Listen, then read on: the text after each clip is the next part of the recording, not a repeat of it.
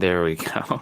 All right, let's get our Facebook groups in here, and then it'll be time to take off and get going and talking some football, talking some draft. Boom, boom. Welcome in, everybody. Welcome in. It is Thursday morning, the 4th of May, and we're here to talk a little bit of Denver Broncos with you guys. I am Nick Kendell, and joined by, as always, Scott Kennedy. Scott, how you doing? How are things out there in Georgia? Are the animals collecting 2x2? What's the latest? No, it's been dry and cold, so low Mm, 40s. It feels like March, not okay. May. So, but May the 4th be with you. So I Oh had my to get the God. Star Wars mug out this morning. So happy 4th of May, everybody. I guess we can just dig right in. It's the off season now, so we can kind of, those tangents, those pathways, those offshoots of the trail. We can take those a little further.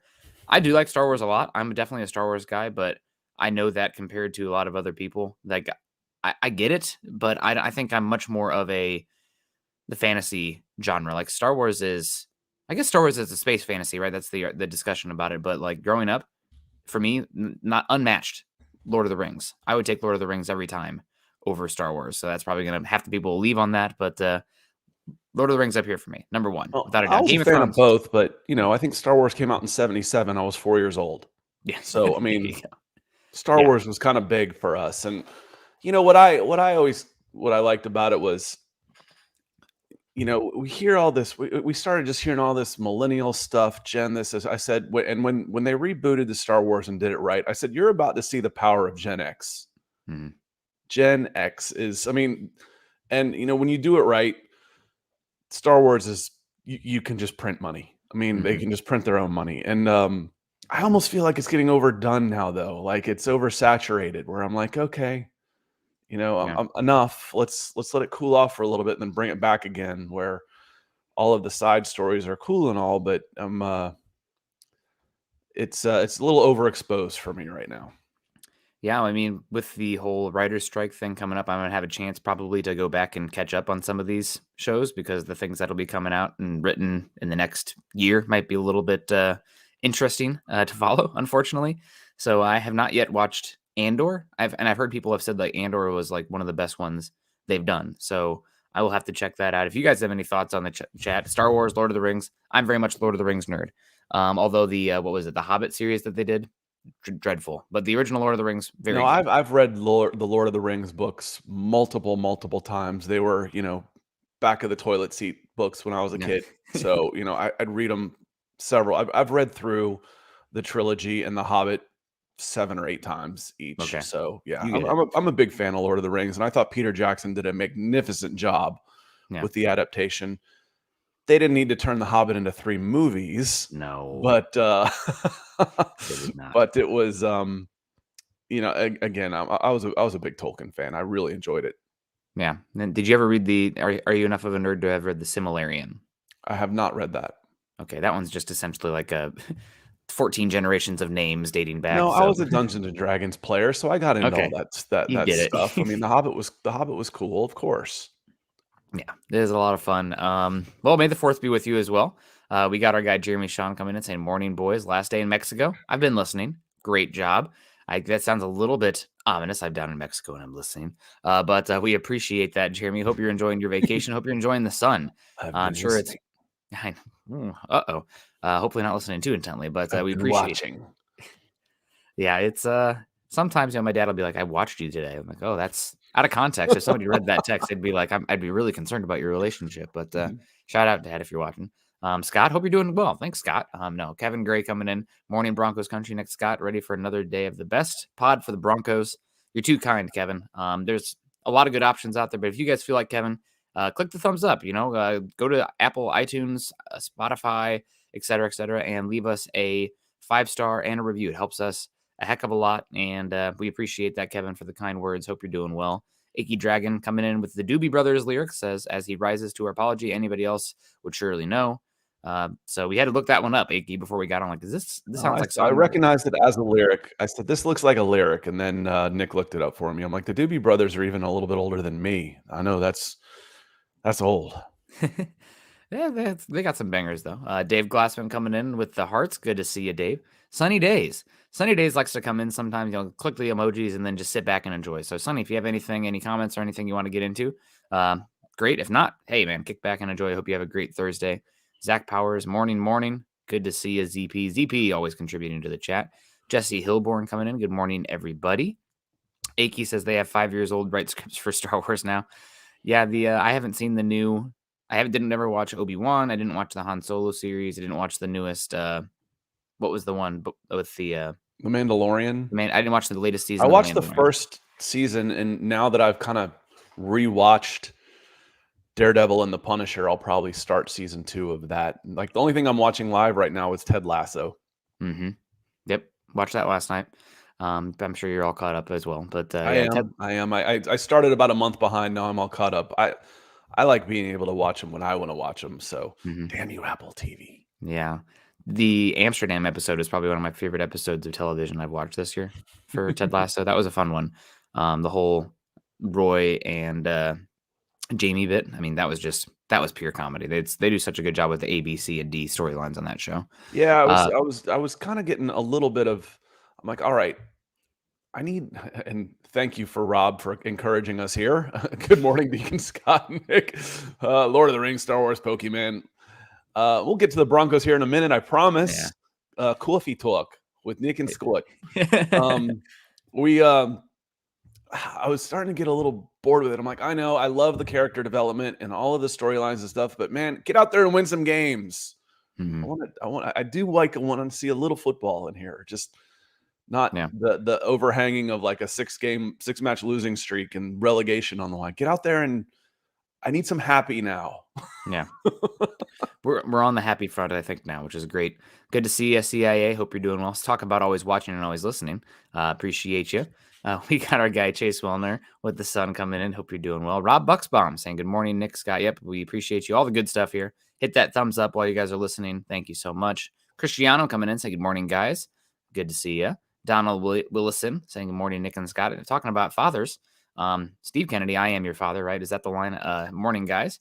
Good to see you, Steve. Appreciate you coming in, and hope you're having a good one down there. I always appreciate the picture of you holding the fish. I wish you'd have passed down that gene to your son for enjoying that fishing out there, but that's okay. It's skipped. Sean likes to fish, but that was a while ago because that kid in his lap now is taller than him. Yeah, absolutely. You're Sean sounds like a string bean out there. Dominique Martin coming in. 150 pounds of muscle. He's 13 years old, and if you saw, it's crazy. If you saw Enter the Dragon and like Bruce Lee, that's kind of what he looks like. I mean, he's just ripped. Like, yeah, and, I drink my coffee with no sugar sweetener and put on a pound now. So yeah, young jeans. Man, they're coming for us all. Dominique Martin, morning Broncos family, MHH for life. Enjoy your coffee, guys. We are.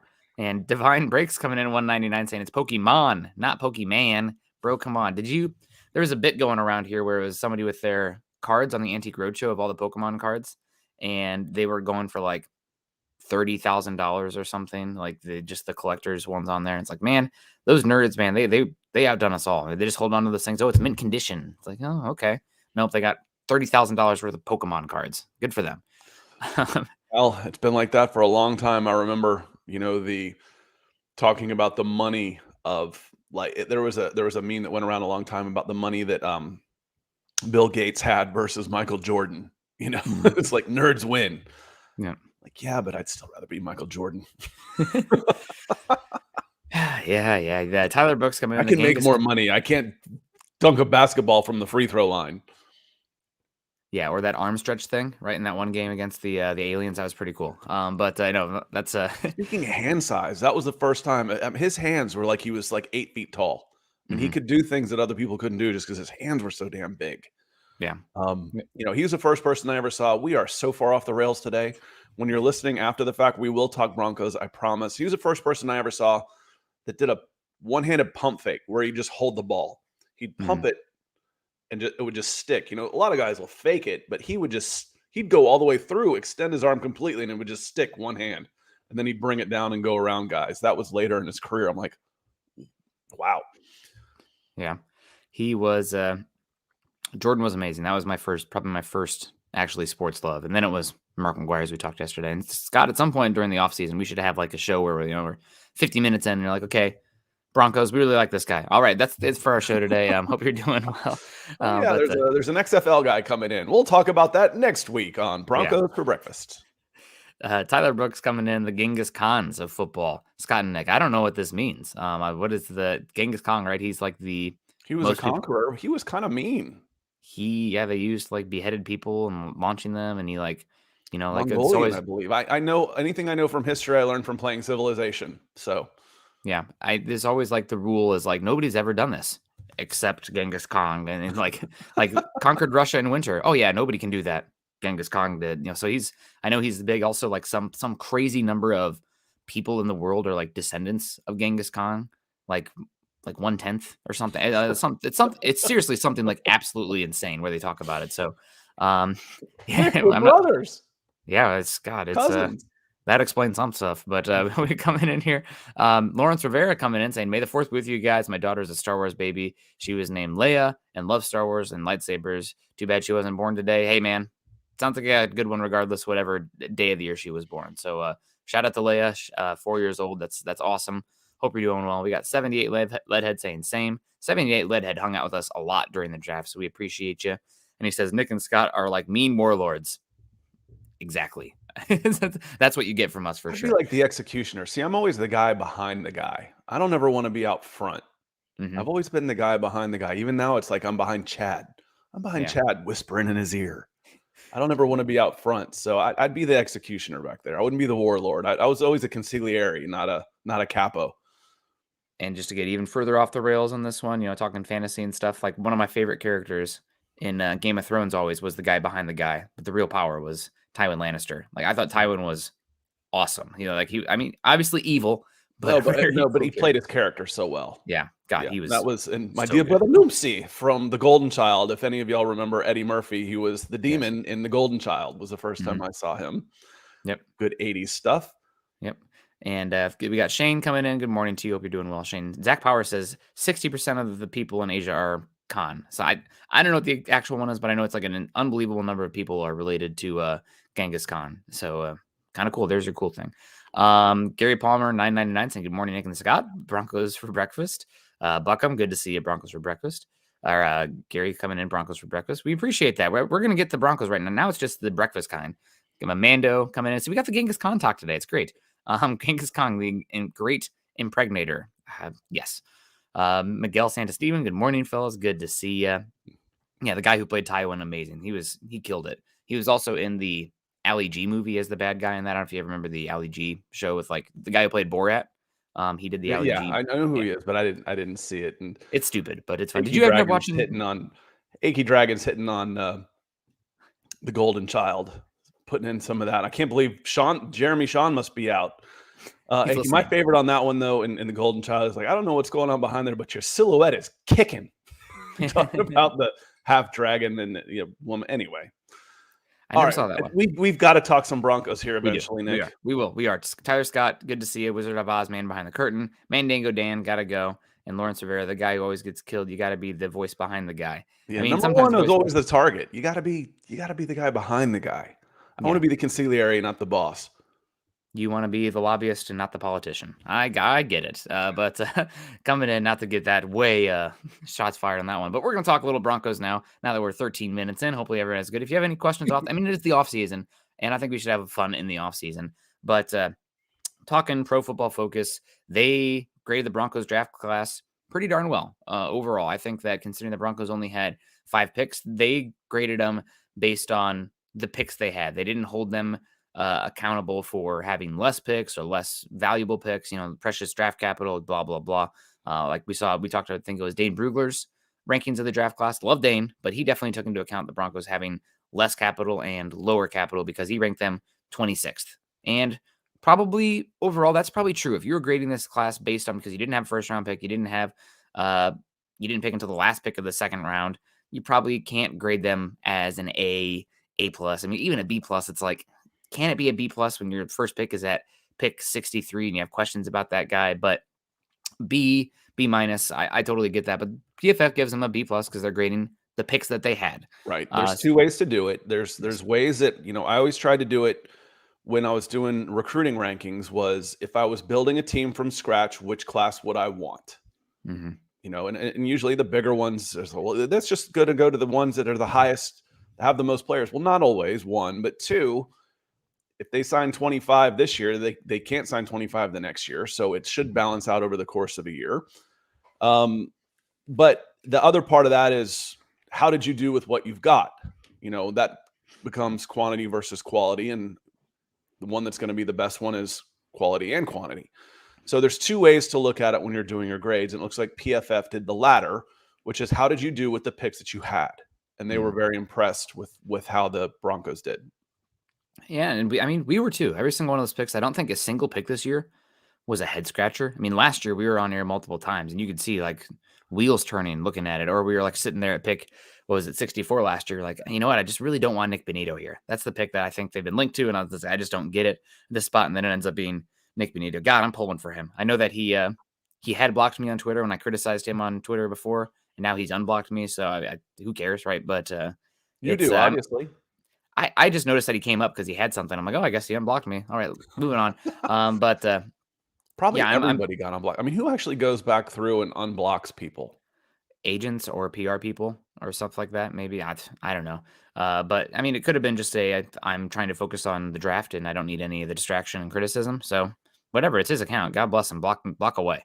But I think that this draft class specifically, overall, I think every single pick was pretty good value. And the one that I questioned the most coming in, and this is me being guarded, was the process of trading up for Riley Moss. But the more I, go back and watch him, specifically watch him, I got to be honest with you, it was kind of hard to watch him this year because Iowa had so many fun defensive players that Moss was like fourth or fifth on the list of guys that I was intrigued in watching.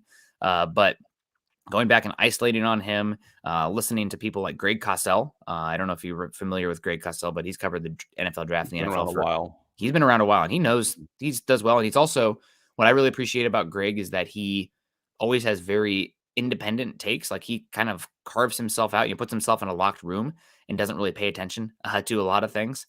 And pay attention. He doesn't get influenced by other people's talk. And he was talking about Riley Moss as one of his favorite cornerbacks in the entire class.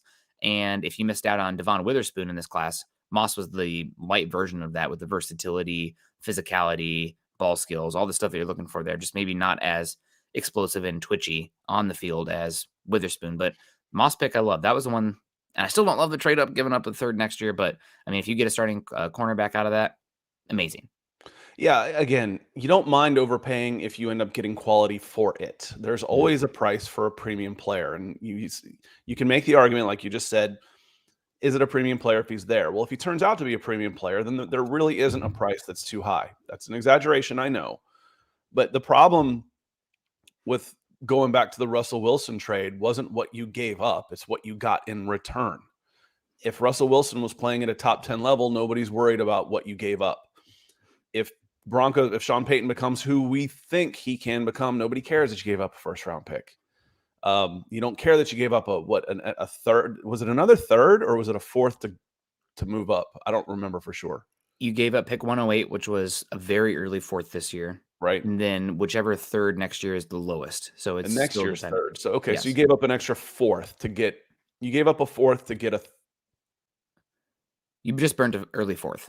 You burned last next year's third, Yep. basically. Yep. And a So fourth. So you gave up a fourth in essence to get another mhm. this year. Okay, whatever. Could you who could you have gotten in that spot? There's players that would be available that could help. Yeah, I mean, Ade, you don't know that he's going to be there. That would have been nice. It's like, yeah, I kind of would have rather had Ade and my next year's third round pick. But Riley Moss is going to play this Mhm. year. He's going to help you this year. And if he plays well, you're not worried about it. Why aren't we picking here? Oh yeah, Riley Moss. Yeah. So okay, I can live with Yeah. that. Yep. Why didn't we get this guy? Because we got Pat Surtain instead. Oh yeah, okay, yeah, that's good. That's fine. Yep. You don't worry about what you paid if you get quality. Yeah, exactly. And I mean, the fact also is that it was a third round pick, right? And when you see teams get really in trouble with that, it's the it's the giving up future firsts. And Saints have done that here recently a couple times, and they gave up a future first to go up and get Marcus Davenport. That turns out to be a pretty crap deal on them. And then they gave up a future first to move up for Chris Olave. Chris Olave looks great, but that future first ends up being, well, I guess it technically ends up being who'd the Bears take? Darnell Wright, but it was originally the Eagles got it. So because of that pick that they gave up to get Chris Olave, the Eagles can go out there and get Jalen Carter. So Right. it's really sketchy to give up future firsts. That's bad business. It's a risk. I mean, one of the worst trades. There's always it. Yes, you're right. Because one, you're like, oh, we'll be in the 28th, 29, 30, 31 pick. Oh yeah, we tanked. We had an injury here, and we ended up top 5. Yeah. In the Atlanta Falcons in 1990, after their 98 season, after they played the Broncos, they traded away a future first to get a second round pick, which was a blocking tight end named Reggie Kelly. Well, Jamal Anderson tore up his knee the next year, and they went from 14-2 to like 4-12 in the next year. And that top 5 pick ended up being Jamal Lewis, who was an Atlanta native and a multiple 1,000-yard rusher back when running backs still mattered. And you got a blocking tight end out of it. It was moronic. Yeah. So again, if That you had process. gotten Brett Favre was a second round pick, if you had gotten Brett Favre with that second round pick, then you don't care that you gave up Jamal Lewis to do it. So it matters that you hit, but you better hit. And always a hit for us is Gyla Maples on Facebook today. Hardly recognize you out there, Gyla, but he's coming in. He says, good morning. Glad to be listening today. And coming in with some big boy stars. So thank you, sir. We certainly appreciate it as well. Big boy stars. I love that. Appreciate you, Gyla. We got Nick coming in saying we still need another solid running back. You mentioned it, that trade of that 4th round pick. Adi was there. So was a guy that I absolutely adored in Roshan Johnson. That was a pretty good range for a number of running backs as well. So it's fine. I mean, you weren't going to be able to fill every need with 5 picks, and especially the Broncos trading up twice to go up there and get that. So but it's not necessarily this year. It's who's available next year in the third. You'd be like, we could have had this guy because Riley Moss wasn't going to last that long. No. So it's like, okay. And that's a 12-month deal. You know, I said from the very beginning when you and I first started working together, the question between Justin Fields and Pat Surtain. And we both wanted Justin Fields just because of the questions at quarterback, how expensive it is. I said, but who right now is complaining that you've got Pat Surtain? You know, if you hit on that pick, it doesn't matter. Just keep getting good players. Yeah. I may have rather would have had this guy, maybe, but Pat Surtain's a dude. And if I can get a guy like that with my number 9 overall, I believe it was at the time, then I'm going to be okay. I'm going to be okay. Just keep stacking good players and you'll be fine. Yeah. And just to add a little context to that 2021 draft class was special.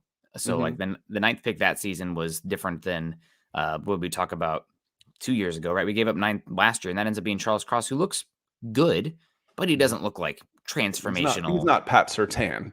Yes. Or Jamar Chase or Kyle Pitts or Micah Parsons or, you know, that was a different draft. But at the time, so I'm just comparing Justin Fields to Pat Surtain at the time. Yeah.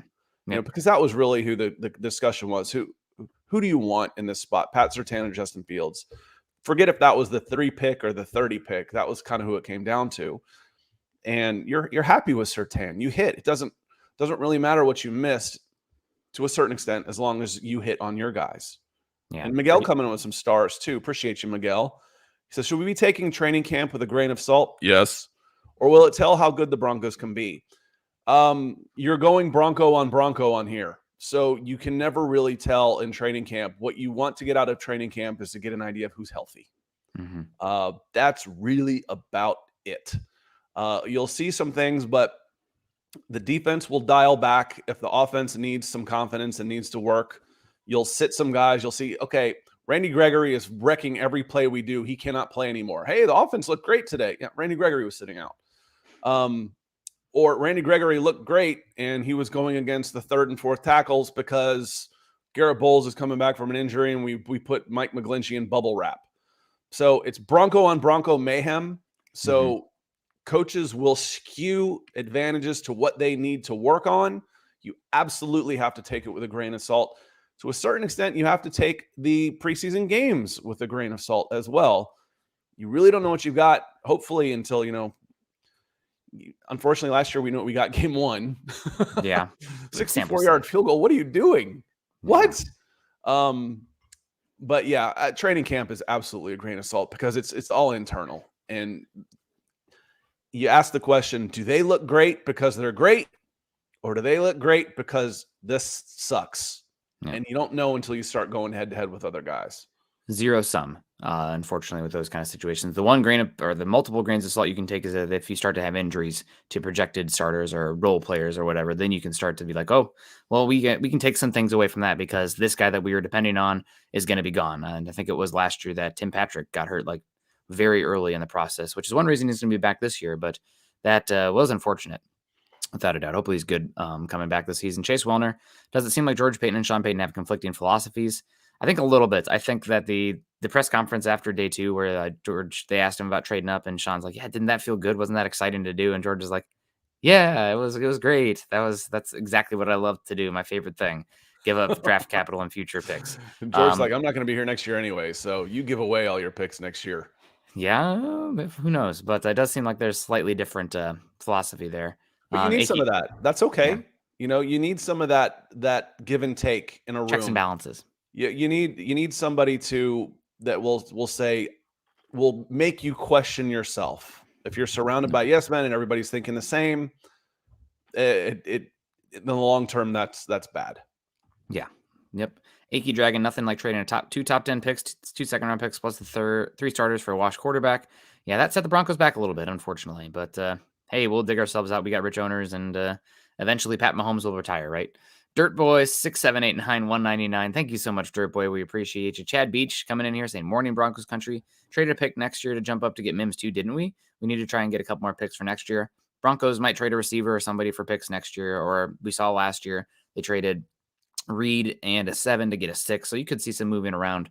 But Broncos did not trade a future pick to get Mims. They traded their they traded 68 and their early 5th round pick for pick 63 and an early 6th round pick from Detroit. So they just told there'd be no math. Well, they moved back like 50 slots day 3. But that moved them up 5 spots into round 2. So they didn't give up any future picks for that one. Then they kept the same number of picks also. Okay. I think that's a big thing for them on that one. So thank you. We got our guy Mark coming in. Good to see you. Good morning. Hope you're doing well. DWI guys. Appreciate you, DWI guys.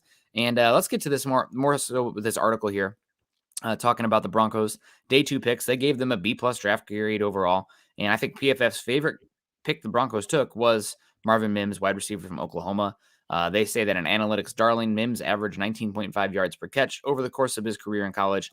Despite not being the biggest player, he still managed to win 54.5% of the contested targets that he saw. He tracks the ball in the air really well, averaging 2.75 yards per route run, and was 5th in the nation with 602 yards on throws 20+ yards down the field. Mims is a big play threat, and he's somebody who the Broncos are going to figure out a way to get vertical and try to decompress the box a little bit to create some advantages. And guess what? If they're stacking the box, then he's somebody who's going to get some shots down the field.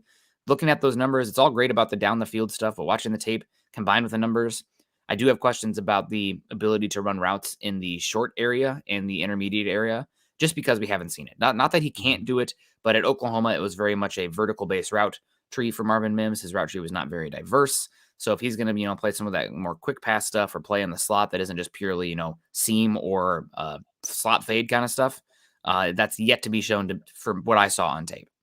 Well, and you're hoping he'll be the third, at earliest the third option, the 4th option. So, if he ends up with 25 catches for 550 yards, you'll be okay.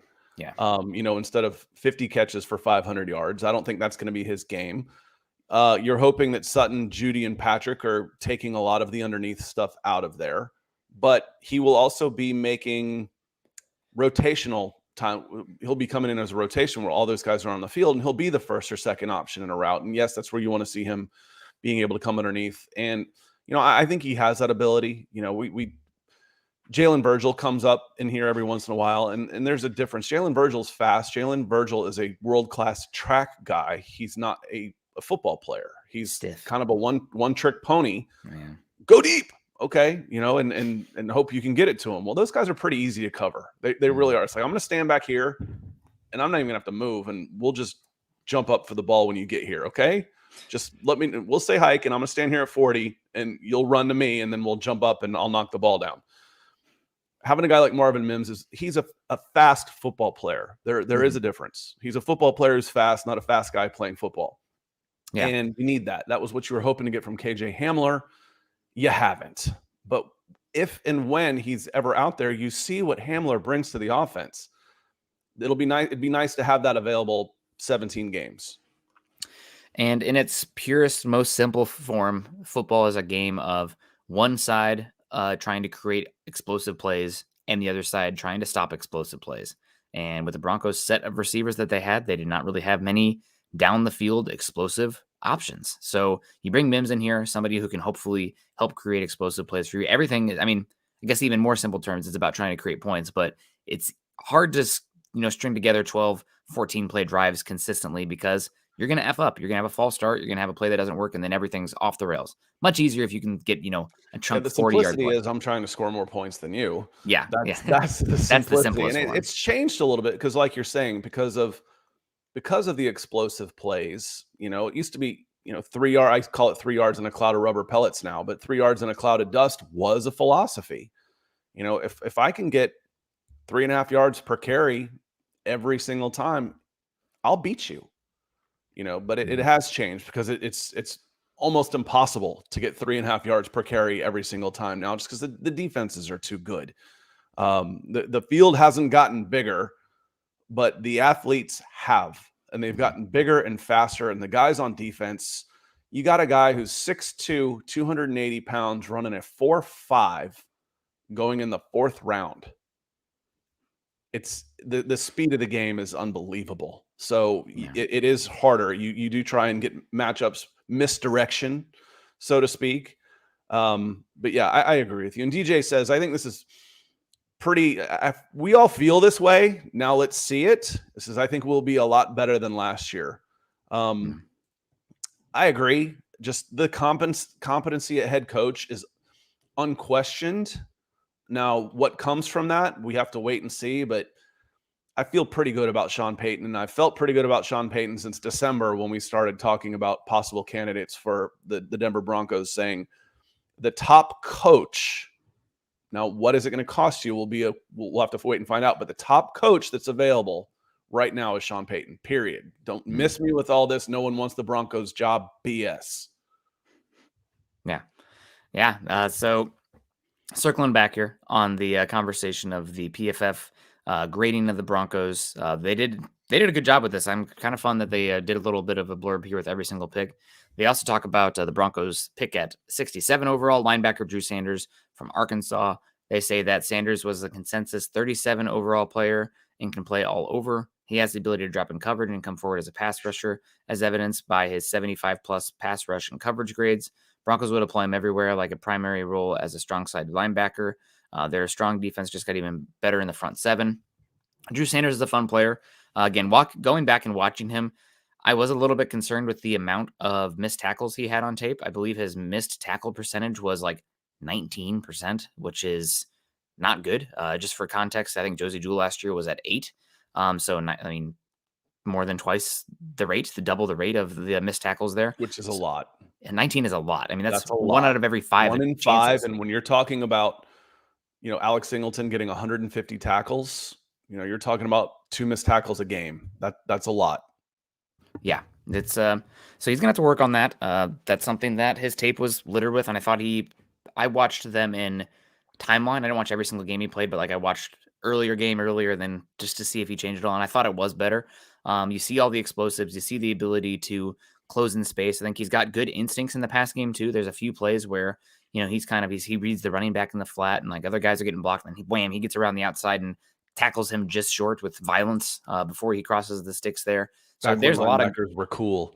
Yeah, it's a fun position, no doubt, right? It's a fun position to watch, but maybe not as valuable as used to be. That's a different discussion, but he's somebody who can bring pressure and is improving. I think year one, because of just at its core linebacker, you have to be able to tackle and you have to be able to get off blocks, especially in the 3-4. And those are two things that he struggled with on tape a tad. So things he can improve on the first year playing that Mike linebacker spot. So I'm not too worried about it from a long-term perspective, but overall it's a good pick and somebody that brings some versatility to the front. And Broncos did well. I mean, what they say, the consensus 34 overall player, Broncos are getting him at 37 overall player. Broncos get him at 67. Seems like good value compared to the consensus. Yeah, and in a 3-4, getting off the blocks isn't quite as important as being able to tackle, Mm, because the job of the three guys in front of them are just to eat blockers and free up the linebackers. You want to keep them clean. That's the phrase you hear all the time. We need to keep our linebackers clean. If they do that, then their job is to tackle. Now, if I'm missing one every 5, you want to talk about getting big plays, Nick? yeah. How many running, you won't have 12 play drives anymore, because 1 out of every 5 will be one play every drive goes for 35 or 40 yards. You miss a tackle at middle linebacker, it's a 40-yard play. Depending on what the safeties are doing. So the conversation here is a little interesting. I didn't even click on another tab that time, as StreamYard decided to put me in super slow-mo. Going back and forth on next year, Zach comes in. He says, I'm not that optimistic about next year. He'll probably sit Russ at some point this year, and we'll have Stidham as a starter. So even with great coaching, I see 8 or 9, and that's coming off 8 or 9 wins. That's coming off the DJ saying, I think we'll be a lot better than last year. And see, it's all about perspective and expectations. Because for me, 8 or 9 wins is a lot better than last year. That's double, dude. That is a lot better. So DJ agrees. So it's like you guys are agreeing. You just didn't know it. It's just about, what do you consider a lot better? I would consider doubling your wins a lot better. So it is about expectations. And my expectations for Drew Sanders are get better at tackling. Let's see him in some third down situations. I'd rather have him out there bringing pressure than Alex Singleton and Josie Jewell, more than likely. Yeah, it's going to be fun to watch. I do expect him year 1 to kind of be a rotational kind of guy, but we'll see how it all works out for him and what happens with Drew Sanders. I think he's going to be a great special teams player, but there are things to work on. It's not this. I think right now I'm very much the wet blanket in a group where everybody's super excited. Oh my God, we got a first round caliber player in pick 67. It's like, I don't know about that. Why did he fall to 60? That makes me question things like, okay, why is there this massive gap? What is going on here? But good player. They like him a lot, and I'm excited to see what he can do in rotation and as a pass rusher, and just continue to develop. Seems like a great kid as well, hard worker, son of a coach. So I think he was like training to be like a football player for a long time. Number 1 athlete in his recruiting class, went to Alabama. So kind of a fun story, fun pathway, and a guy who moved from more of a pass rushing spot to middle linebacker and looked pretty good out there. So, and Leadhead comes in and says, I'm the opposite of Nick. I'm always way too happy with every pick. Glad to have somebody push back. I like all the picks. It's just like, we're not talking about having picks 1, 2, and 3 in the draft class. We have, 63, 67, and 83. So what are your expectations for third round picks? You backups? Hope you get a starter. Usually backups. Yeah. Mm-hmm. You want them to start by year 4. That's like that kind of thing. You want them to develop into a starter. And if your team's really bad, oh man, God, this team drafts great. They're playing all these rookies. Or your team is so bad elsewhere that you're forced to play these rookies who are not that good. So right. And for a team that's got some decent depth, a second round pick, even at a premium position, rotational player, what do we, I said backups, but with wide receivers, edge rushers, defensive linemen, I don't really even consider them backup if they're part of a rotation. I consider Mims. We talked about defensive backs and sub packages. Like, well, he'll never start over this guy.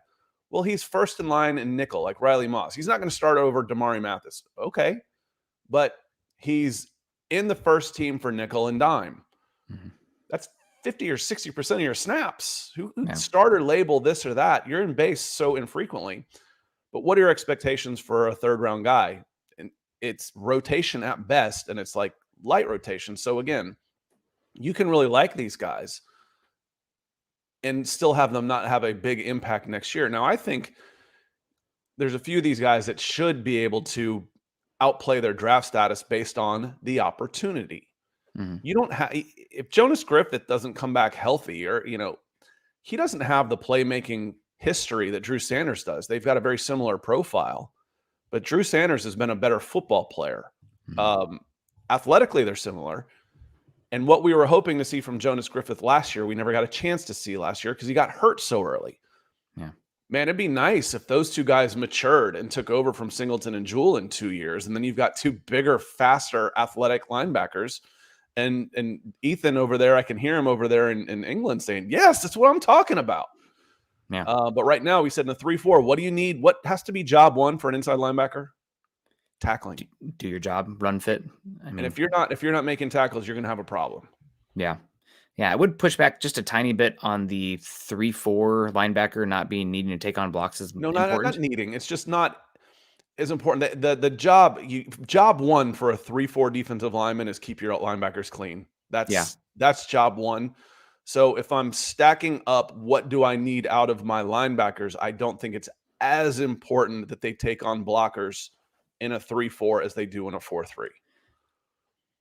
Just to add context to that, I view it slightly different because historically talking 4-3 defensive front, 1 gapping defensive line, 3-4 defensive front, 2 gapping defensive line. But those lines have blurred. And I think Vance Joseph did a lot more 1 gapping last year in a 3-4 look. So that makes the linebackers, in my opinion, even more vulnerable to blockers because you're looking for guys who are those ear back pass rushers. And then those linebackers or those offensive linemen can get back to the second level even more. So it really depends on what you're asking your defensive line to do. Are you an attacking defensive line or are you a reacting defensive line? There's a reason why 3-4 linebackers have 150 tackles. Yeah. It's because their job is to be kept clean and make those tackles. Mm-hmm. You don't make those tackles if you're taking on blocks. You're letting someone else come free to make tackles. That's when your safeties are your leading tacklers. So again, either way, we're in agreement. Yeah. One is you got to make the tackle. You can't be missing tackles on the inside or you're going to have a problem. Yeah. And I think that the 3-4 defensive front for Sanders is great because you're looking for a defense that can be a little bit amorphous, I think is the word, with what you can do. And a lot of his best tape was where he walked down over a B gap, 2-point stance. And with an athlete like that, if it's 3rd and long, Nick, let him pick his spot. Yeah. You know, your job is to get to the passer in this. It's 3rd and 8. Your job is to rush the passer. I'm not going to tell you to line up over the left tackle. You know, you pick your spot at that point where, you know, you can attack where you feel is the weak point. I might help you out, but he can be designated pass rusher, and it doesn't have to come from it can come from anywhere with his athleticism coming out from the inside. He can line up left edge, right up the middle. And early on, that's how I see him being used. Yeah, I definitely agree. Pressure player up front, and it'll be fun to watch him play. Moving forward here, talking about the Broncos' 3rd-round pick. We already talked a lot about Riley Moss, but we'll bring it back to him here. They say that Moss brings plenty of experience playing more than 2,500 career defensive snaps at Iowa. That's a big number, much of which came in zone coverage. He's an above-average athlete, Broncos' top relative athletic score athlete, who earned coverage grades of 81.0 in each of the past 2 seasons for the Hawkeyes, joining Surtain, Mathis, and Kwan Williams in the Broncos secondary. Moss is going to be a fun player. The Broncos raved about him when they took him. They said they did as much work on him as anybody. Good athlete, good player. I think out of the Broncos starters, Moss is the one who has the best chance to start the season. And I really like Damari Mathis, but I think that he only has one guy to beat, and that's Damari Mathis. So we'll see what happens with Moss. But ball production, good tackler, physical player. It's going to be fun.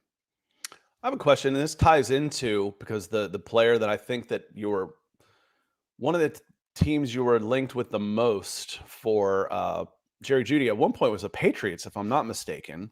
Yep. So we just got done talking about cornerback Riley Moss, and Logan comes in. He says, if we could have gotten a first for Jerry Jeudy, we definitely should have taken that as well. Well, let's say you got the Patriots first at number 17. Jerry Jeudy or Christian Gonzalez? Christian Gonzalez was who they took at that spot. That'd be interesting. Then you don't take Riley Moss, and you're doing things a little bit different.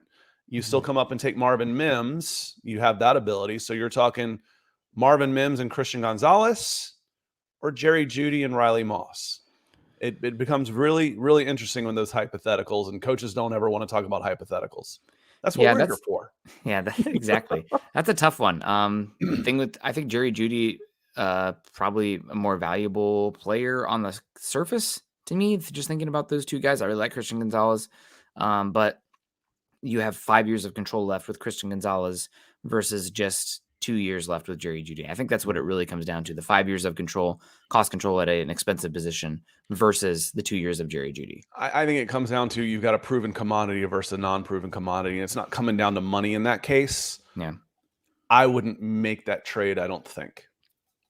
I don't think I not love in this Christian draft. Now, Gonzalez. if they said, okay, we'll give you a 2024 one and a 6 this year as a sweetener, Yeah. maybe. But again, you've got me intrigued with that call. The third round for Cortland Sutton, I'm hanging up the phone. That one just didn't make any sense to me. There's no savings there. There's no cost benefit.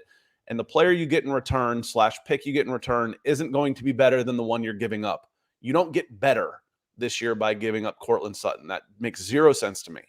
You mean Jerry Jeudy? Yes. No. You don't get better by giving up Cortland Sutton. So Sutton that as well. trade for Okay. a third didn't make sense to me. Jeudy in a first, I'm listening. I am listening. I'd probably say no, but I'm listening. Yeah, and somebody's going to get moved this offseason or the next offseason. Yeah. All four of these guys have 3 $15+ million wide receivers. It's not going to happen. But I like the Moss pick a lot. We talked about it a good bit. Fun player, somebody that it's going to be fun to watch him play. Like I said, somebody mentioned earlier that I can't imagine a more frustrating type of team to watch than a good defense and a terrible offense. Well, picture the Broncos last year and like multiply it by 20. And that was what the Iowa Hawkeyes were last year. It was unbelievable, the difference between the defense and the offense. But Moss was fun to watch, but hard to watch because he was the fourth most interesting player to watch on that defense behind Lucas Van Ness, first round pick, Jack Campbell, first round pick, and Cooper DeJean, who's going to be, I would be shocked if he wasn't a first round pick next year. Another Caucasian cornerback from Iowa, which is kind of wild, but he's like 6'1", 210, and he had like 3 pick sixes. I mean, Cooper DeJean is a dude. He's an unbelievable player. What are they doing out there? See, there's a small town in South Florida called Pahokee, and it's sugarcane fields. And the kids down there, they actually, to eat, they chase rabbits. They chase rabbits in the sugarcane fields. And they talk about the speed at Pahokee, comes because these kids are chasing rabbits in the sugarcane fields as they're growing up. And then once you get them in a college strength and conditioning program, oh my God, they're finally getting 3 square meals a day and they're becoming beasts. What are they doing up there in the cornfields, Nick? I don't know, man. Cooper, I guess Riley Moss came from Ankeny, which is not that small of a town. I mean, it's small compared to a lot of the metropolitan areas, but not like tiny. But Cooper DeJean came from a tiny town. But you watch his like basketball highlights, and he's just like on springs, like super springy player, and he's like 6'1", 210 too. So I think he's got slot boundary corner safety ability. I mean, he's like I think he's going to test and look like Eric Berry out there, kind of guy like that. So we'll see how he matches up. But man, Cooper DeJean, hell of a player. We'll see what that Iowa defense does this year. But you already seen him mocks. Talking about Pro Football Focus, they did a 2024 way too early mock, and they had Cooper DeJean going to Iowa going to Denver at pick 20 overall. So he's a damn good player. So moving on here, we got the Broncos the 6th round pick, day 3. In the 6'4", 220 pound Skinner can play some safety and linebacker hybrid at the next level. 58 defensive snaps over the last 2 seasons. Skinner earned an 83.3 coverage grade, but belongs closer to the line of scrimmage to get most out of his skill set. I'm curious to see what Skinner does, and something you never want to hear, but I was much more impressed with Skinner's tackling ability and ability to stay square and make hits than I was Drew Sanders. So that's something to watch, but Skinner will be a fun one. Special teams guy. I wish he was a little bit more explosive. They talk about him. Skinner belongs a little bit more closer to the line of scrimmage. It's because, sometimes he's fluid out there, but it's like slow fluid. It's smooth, but not quick in space. So we'll be curious to see what he looks like, matched up against safety or against wide receivers and tight ends further down the field when that happens. But in the 6th round, to get a player like that with his profile, it's a good one. I'm excited to see what he can do in this team. Wish we had the testing data, but Torres pecked 3 days before the combine, so we don't. But I think a good pick overall for Denver there.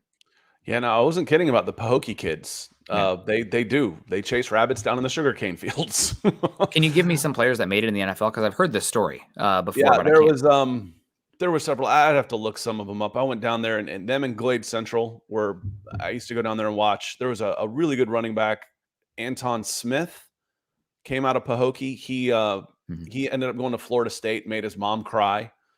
And then he got a cup of coffee with the Atlanta Falcons, I think. But he was a smaller kid, real stout, super fast. Lots of DBs and wide receiver out of Pahokee. Just a small, like AA school. What do they call them down there? But yeah, good times down in the sugarcane fields. You mentioned Skinner, and I think his first 2 steps are good. He's so long. He covers so much Mhm. ground that he doesn't look like he's that quick. And then you look at how much ground he's made up when he's doing it. But I think to your point is it's the change of direction. I think Yeah. that is where you, and part of that's with power. He's real tall and real thin. He doesn't necessarily have the core strength power in his hips, legs, and stuff to then change directions. That can improve with training through the years. Still, that can still get better. But I do like his range. I like his attitude. I like his size. 6th-round pick. I really like this pick.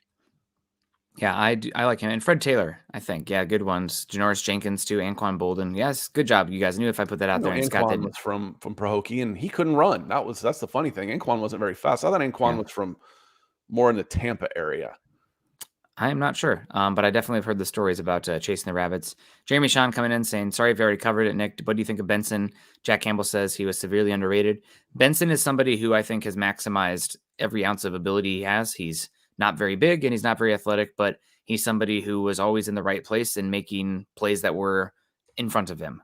So you're asking him to cover a guy in space, it's not going to look good. You're asking him to take on a 300-pound offensive lineman who's unblocked, or I guess unguarded by a defensive lineman. Not going to be great, but I think Benson is somebody that even if he doesn't make the team, he's somebody you have you're happy to have, that's learning the defense, that's in there in practices, that's in the room as well, because again, you're not playing on that Iowa defense unless you are really putting in the work. They don't really care how talented you are if you're not somebody who's like working extremely hard, because they put a lot on you mentally out there from that Phil Parker defense. So I like Seth Benson. I think Broncos paid him decently to bring him in, and we'll see what happens with him. I think he's probably a practice squad guy year one. Maybe he can end up being a linebacker 4 on a team with some special teams ability, because he is, again, there's something to be said about maximizing your every ounce of ability you have, and with linebacker being a head up position. But there is a line of not fast enough, not big enough, and I think that Benson might unfortunately fall into that bucket. But hell of a college player, and somebody who, again, I think will be successful in some regard in football if they want to go that route with their career. I like this question from Logan. Logan, you're coming in with some good stuff today. Appreciate you. Feels like a newer name and Mhm. coming in hot. So thank you, sir. He says, I'm curious what you guys think of Adam Troutman. Dead set at tight end too. What I think of Adam Troutman and Manhurts, is that they're brought in to play a different position than what you have. Every Mhm. time I heard them talk about their new tight end, Sean Payton talk, coach speak, block, block, block, block, block, coach speak, block, block, block, coach speak, block, block, block. They didn't have that guy on the roster. They're being brought in to do a different role than what you already have. What this means to me, I think Dulcich still has a spot because he's a very good receiver and can get in people's way, but I think he ends up playing a jumbo receiver, drop down in the tight end every so often. But when I need to run the ball, I'm going with Troutman is probably going to be my number one guy, possibly. And then when I'm in 3-4 wide receiver sets, not me. Let me correct myself. Receiver sets. Dulcich has a place there. I think Albert Okwuegbunam's in trouble. Yeah. And I think the Broncos, if Luke Musgrave would have fallen a little bit further, they might have moved up for him. My understanding is Musgrave and John Michael Schmitz were guys that they were quite interested in that went too early. It's Steve Avila, there was dreams of, but didn't come close to that. But yeah, overall, it's that's the Broncos draft class. Unfortunately, PFF did not write about the Alex Forsyth pick, so there's nothing really to have on that one.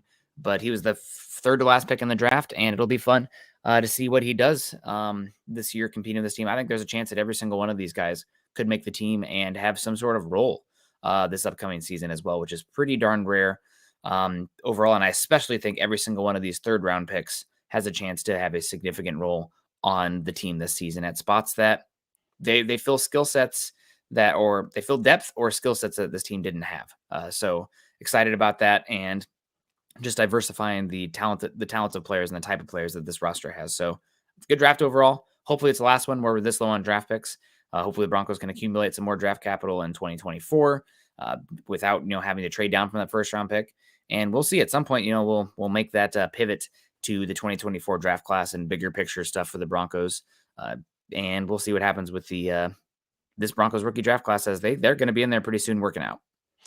And circling back, Troutman's still just turned 26. So, still plenty of years for a 3rd-round pick, I think, is what you traded for him. You traded. Wasn't even a 3rd. He was a 3rd-round pick. Yeah. You gave up your late 6th that you had gotten from the Steelers pick, and then moved down to that late 7th that you took Forsyth with. That was Malik Reed. Yes, it was the Malik Reed flip. Malik Reed for Adam Troutman. That was an easy move to make, and Troutman's still just 26 and brings a different skill set that was, according to Sean Payton, sorely needed, which was, I need my tight end to block. Yeah, and I don't think he's going to be much of a. I don't think he'll probably be much of a difference maker, but I think he'll be like, a better version of what you had from Eric Saubert the last 2 years ago or last year, whatever it was. So somebody who brings a more rounded skill set. He's not a difference maker, and most tight ends out there are just, kind of generic nameplate guys that you like pick up in Madden. It's like, okay, we have a tight end here, so we'll see. I don't have big expectations other than I think he's going to have snap count and a role, but I don't think he's somebody that you're. But it was a role that wasn't being filled last year, Nick. Yes, and you need that. That's the problem. It wasn't being filled very well last year, and if you can get average play at center, that's a huge improvement. If I can get average play blocking at tight end, that's a huge improvement. All those little things start to add up. When you get all these 1-score games, all those little things matter. Yeah. Yep. They really do get good blocking. Who'd have thought? And FC Donnelly says George got 6 guys at 5 picks. That seems pretty good to me. Yep. They did give up a future pick as well. So you're taking away one there, but yeah, they got 6 players, still have question marks long-term about, running back depth, defensive line. I mean, the offensive tackle depth is still concerning, but Broncos aren't done yet. They've been rating the XFL a tad, and they're going to bring in some guys as well. Before we get out of here, Nick, I think this is a good question to leave us with. 78 Leadhead comes in. He asks, Scott and Nick, do you think Peyton is a goner soon? So, right after Sean Payton was hired, Nick asked me that question and said, do you think George Payton will be the general manager come beginning of next season? So, make it through the draft, make it through free agency. Will he be there September 1st, August 1st? I said no. I didn't think he would. I've hedged on that because it seems like everything is hunky-dory. You've got 2 good professionals there, grown-ups in the room, and they seem to have been getting along. That said, Nick sent me a tweet about George Payton going on a goodbye lap following the draft. Why don't you expand on that and tell me what you think?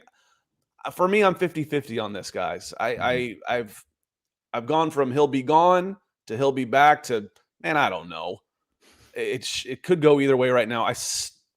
I will not be surprised if he is not back. And again, I think it could be mutual. He's had his role reduced significantly, and he'll have opportunities to get back to be the guy in charge. He would take that, and the Broncos would let him. Mm-hmm. Nick, what do you think? I think he's back, but there was that, I think credit to Zach Stevens who tweeted it out, said that after the draft press conference, George Payton went around and took 30 minutes to an hour to shake hands with every member of the media that was there and thank them for their time and their relationship with George and when he's been there, which to me seems like a farewell kind of tour thing. So I don't know that I was like, oh, he's back. They seem like they have a good relationship overall, up surface, it doesn't seem to be too out of a relationship. He's still here. And then you have that come out and it's like, well, that's kind of a weird behavior. Maybe he's just a genuine guy, but I don't think we saw that last year. I don't know if we're reading too much into it or anything like that, but just how it was worded and everything. I was like, oh, that sounds like a saying goodbyes and appreciation for the short stint that he was here overall. So credit to Zach Stevens on that one. I want to get it exactly right. So Zach Stevens over at DNVR says, after the post-draft press conference on Saturday night, George Payton went over and talked to every single member of the media that was still in the facility, thanking them. Extremely classy move. So I don't know. Maybe we're reading too much into it. Maybe not. Maybe not. Yeah. Conga Hydra has this reminded me of something, Conga Hydra. And this isn't too bad as far as, coming in trash talking. Because I kind of agree on this. When he says, as a Seahawks fan, Payton is my second favorite GM. Nick, I wanted to do a skit where one of us was playing the general manager from the Seattle Seahawks. One of us is an assistant and comes in and says, "Hey, you got a phone call." And he's like, "No, I'm busy. Not now." And he's like, "It's George Payton." And he just bursts out of his chair and runs for the phone. It's just, that's kind of how I feel. It's like, I'll take George Payton's call right now. Mm-hmm. It's the Seahawks have had a very good relationship with the Broncos the last 14 months. That's for sure. Yeah. Unfortunately, but guys, we're at an hour. Thank you for sticking with us as long as we were here today. It took us about 12 minutes to get going, but hey, it's coffee talk. We're hanging out. We're having fun. You guys have a great weekend. Make sure you're following Scott and I on Twitter. Scott is at Scott Kennedy. I'm at Nick Kendell MHH. Also follow us at BFB_pod as well as at Mile High Huddle. If you haven't done so yet, join our Facebook community, facebook.com/Mile High Huddle and facebook.com/Mile High Huddle pod. And as the ticker says here underneath, please subscribe, like, and share. Hit that thumbs up on the way out the door. If you're listening after the fact, on YouTube, on Facebook, wherever you're at. We appreciate you guys so much. Scott, any plans this weekend? What's going on? More baseball, youth sports? Baseball and soccer. So God, Friday night baseball, Saturday morning baseball, and then after the 11 o'clock baseball game, we get in the car and drive for Charleston for the Sunday morning soccer game. So 6 hours each direction for an 80-minute soccer game. Yeah. Yep. And then back. So lots of miles again this weekend and lots of sports. Well, hopefully you're getting some like gas mileage, points or I rent a car. I still have a corporate deal. One of my rental car agencies is connected to my old Fox account when I worked there. I haven't worked at Fox in 10 years, but it's like 50% off. Wow. So I get like $35 a day for a car. Yeah, I rent a car. Smart. When I drive 600 miles. God, well, that's smart. And Scott, I've been seeing your Rivians everywhere out here in Seattle. They're starting to show up here too. I canceled my order. Oh, you did? I got pissy. My wife was giving me crap about spending money, so I canceled it. That'll teach her. You sound sad. Well, guys. I'm pissed. Well, guys, we appreciate you. Hope you have a great one. We will see you again next Monday, and hope you have a great weekend. Continue to choose kindness and compassion, and as always, go Broncos.